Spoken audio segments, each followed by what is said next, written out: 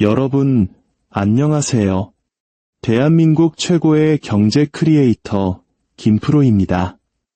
여러분의 금융지능에 축복이 깃들길 원하신다면 지금 바로 구독 버튼을 눌러 그 지혜의 첫걸음을 떼어보세요. 여러분의 클릭 한 번이 부의 여정을 시작하는 약속이 될 겁니다. 자, 오늘 이야기의 주제는 바로 중앙은행입니다. 우리가 학교 경제 시간엔 그냥 물가 안정시키고 통화 정책을 결정하는 중요한 곳 정도로 배우고 넘어갔죠. 하지만 중앙은행은요, 우리가 한 번도 제대로 의심해보라고 배우지 못한 세상에서 가장 강력한 기관입니다. 뉴스 헤드라인에 자주 등장하지도 않고 선거로 심판받지도 않죠. 대부분의 사람들은 중앙은행이 정확히 무슨 일을 하는지 설명조차 못합니다. 하지만 바로 그 중앙은행이 여러분 돈의 가치, 여러분 나라 경제의 운명, 그리고 당신이 평생 땀 흘려 모은 모든 것의 가치를 결정합니다. 허공에서 불을 창조해낼 수도 있고 하룻밤 사이에 모든 것을 재로 만들어버릴 수도 있죠. 가장 기묘한 사실이 뭔지 아세요? 그들은 여러분에게 직접적으로 책임지지 않는다는 겁니다. 이것은 중앙은행이 어떻게 현대 금융 시스템의 지배자가 되었는지에 대한 이야기입니다. 중립적인 심판관이 아니라 그들 자신이 만든 게임의 가장 적극적인 플레이어로서 말이죠. 이것은 숨겨진 권력, 금융공학, 그리고 안정성이라는 환상에 대한 이야기입니다. 그리고 이 모든 것이 어떻게 시작되었는지 이해하는 순간 여러분은 더 이상 당신의 월급, 당신의 빚, 그리고 당신의 저축을 예전과 같은 눈으로 볼 수 없게 될 겁니다. 시간을 거슬러 1694년으로 가보죠. 당시 영국은 파산 직전이었습니다. 프랑스와의 값비싼 전쟁을 막 치른 터라 왕실 금고는 텅 비어 있었죠. 그때 한 무리의 부유한 상인들이 정부와 빅딜을 합니다. 우리가 120만 파운드를 빌려줄게. 그 대가로 우리에게 은행을 설립할 권리를 줘. 이 은행은 정부의 빚, 즉 국채를 담보로 종이돈을 발행할 수 있는 독점적인 특권을 갖게 됩니다. 그렇게 영란은행이 탄생했습니다. 이건 우리가 오늘날 생각하는 그런 은행이 아니었어요. 시민들을 위해 존재하는 곳이 아니었죠. 오직 정부의 돈을 대주고 그 과정에서 이익을 취하기 위해 존재했습니다. 이것이 바로 현대 중앙은행의 기원입니다. 경제 안정장치가 아니라 국가의 전주, 즉 큰 손으로서 시작된 거죠. 그리고 시간이 흐르면서 그 권력은 눈덩이처럼 불어났습니다. 19세기에 이르자 유럽 전역의 중앙은행들은 비슷한 모델을 채택했습니다. 특별한 권력을 가진 사설기관들이었죠. 그들은 화폐를 발행하고 지급준비금을 통제하고 위기에 처한 정부를 구제했습니다. 그리고 그 대가로 종종 민주적인 감시망을 벗어난 막강한 영향력을 손에 쥐게 됩니다. 미국에서는 이야기가 좀 더 험난했습니다. 미국인들은 중앙집권적인 금융 권력에 대해 아주 깊은 불신을 가지고 있었거든요. 미국의 제1은행과 제2은행은 모두 부패와 엘리트주의에 대한 격렬한 정치적 싸움 끝에 문을 닫았습니다. 19세기 내내 미국에는 중앙은행이 없었고 금융 시스템은 그야말로 온갖 사설화폐와 투기 광풍, 그리고 끔찍한 금융공황이 뒤섞인 야생의 정글이었습니다. 하지만 1907년 대공황이 닥칩니다. 위기는 너무나 심각해서 민간 금융가인 J.P. 모건이 직접 나서서 구제 금융을 조직해야 할 정도였죠. 이 사건 이후 중앙은행 설립에 대한 압력이 거세졌습니다. 마침내 1913년 미 의회는 연방준비제도법을 통과시켜 연방준비제도, 즉 우리가 패드 또는 연준이라고 부르는 기관을 창설합니다. 처음에는 경제를 안정시킬 분산된 지역은행 네트워크라고 홍보되었죠. 하지만 실제로는 금리, 신용, 통화 공급에 대한 막강한 권한을 가진 중앙 권력 기구가 되었습니다. 자, 여기서부터 이야기는 더 흥미진진해집니다.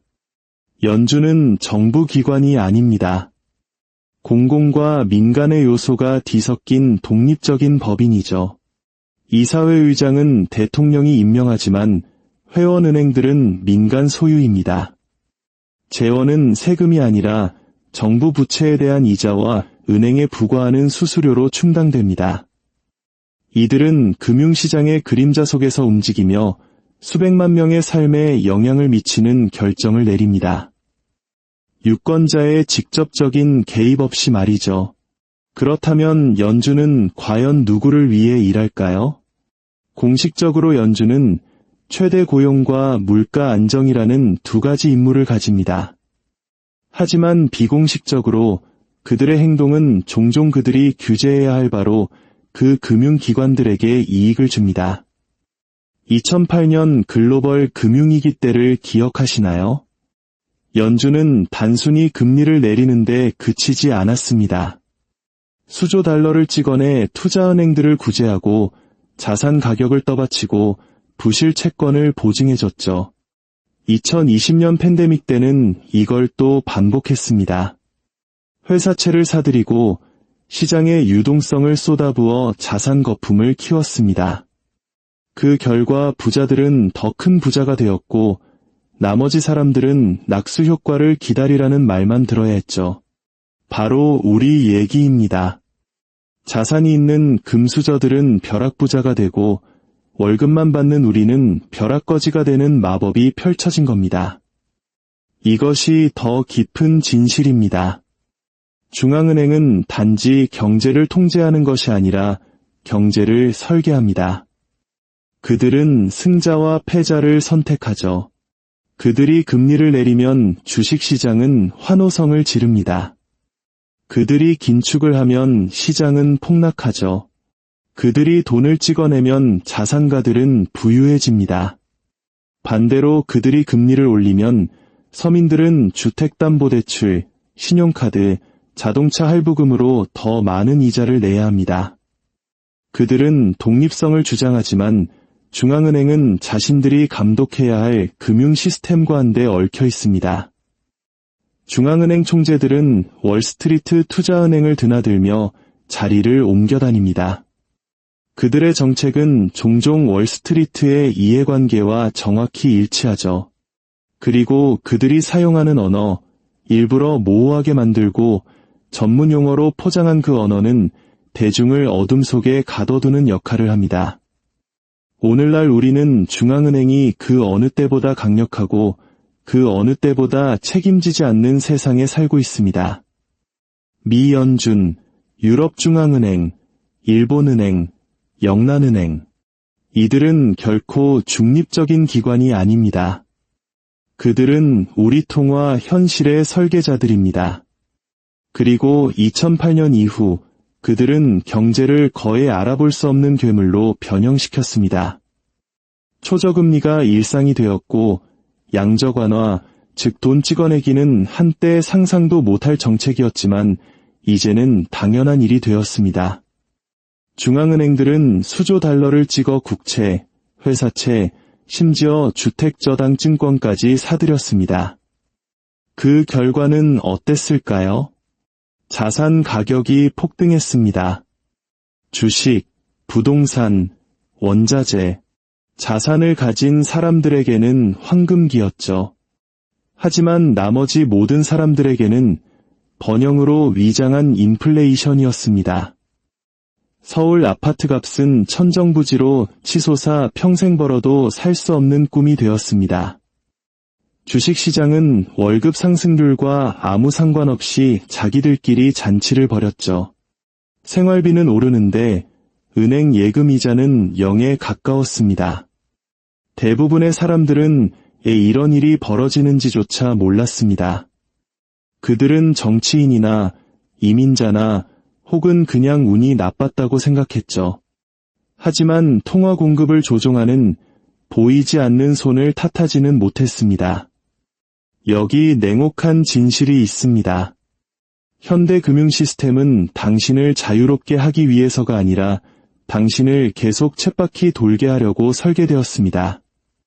중앙은행은 소비라는 기계에 기름칠을 합니다. 빚을 내는 사람에게 보상을 주고 저축하는 사람에게 벌을 내리죠. 그들은 금리를 조작하고 여론을 통제하며 키보드 몇 번 두드리는 것으로 수조 달러를 움직입니다.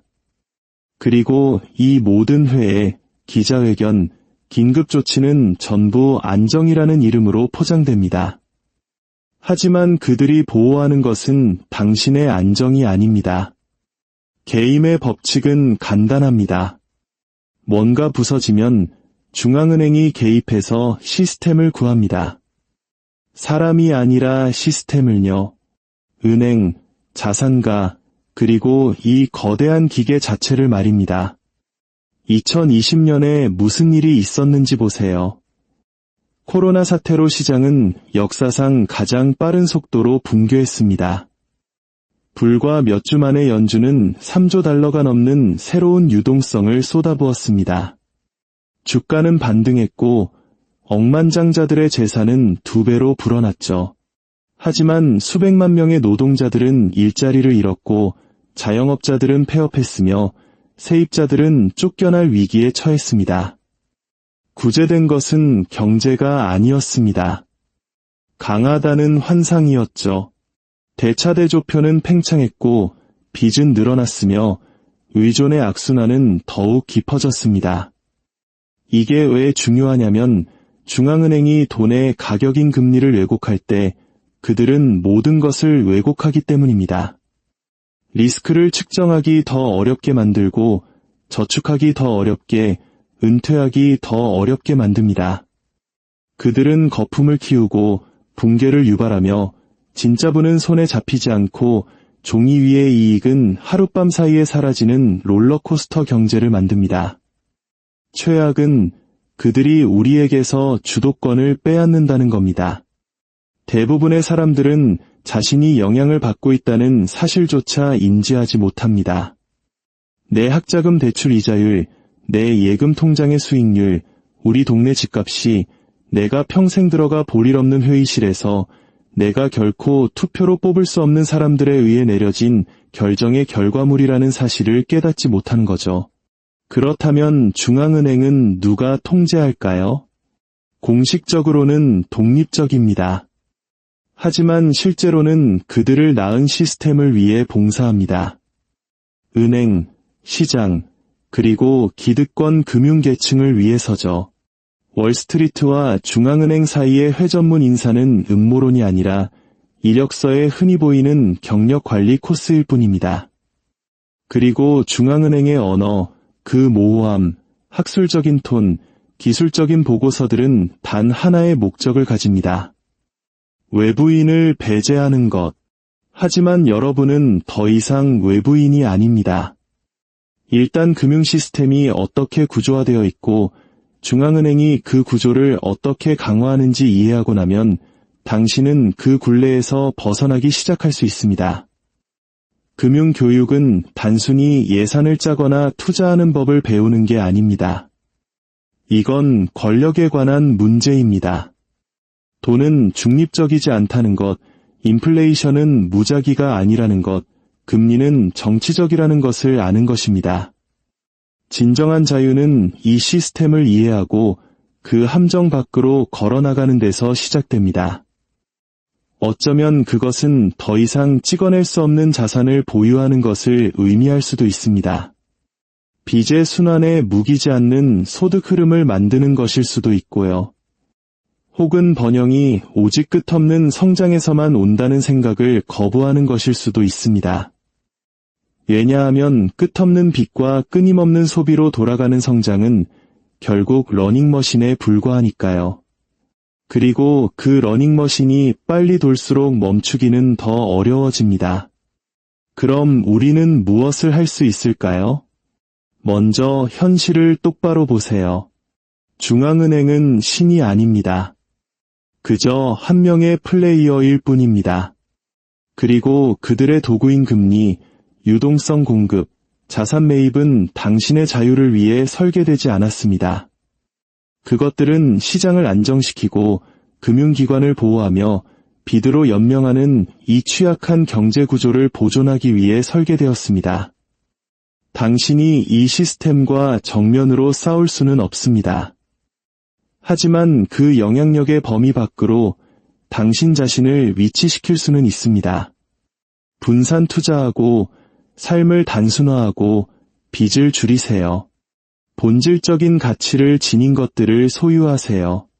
돈이 어떻게 작동하는지 배우고 다른 사람들에게도 가르쳐 주세요. 주입되는 이야기에 의문을 제기하세요. 왜냐하면 다음 위기가 닥쳤을 때, 그리고 위기는 반드시 올 텐데, 그때 중앙은행은 늘 하던 대로 할 것이기 때문입니다. 바로 시스템을 보호하는 일이죠. 당신 자신을 보호하는 것은 오직 당신의 몫입니다. 역사는 반복되지 않습니다. 하지만 당신이 역사를 이해하지 못한다면 역사는 똑같은 방식으로 당신을 짓밟을 겁니다. 오늘 이야기가 여러분의 경제적 시야를 조금이라도 넓혀드렸다면 구독 버튼으로 그 지혜의 여정에 동참해주세요. 역사가 정답을 알려줄 겁니다. 제가 그 길을 안내해드릴게요.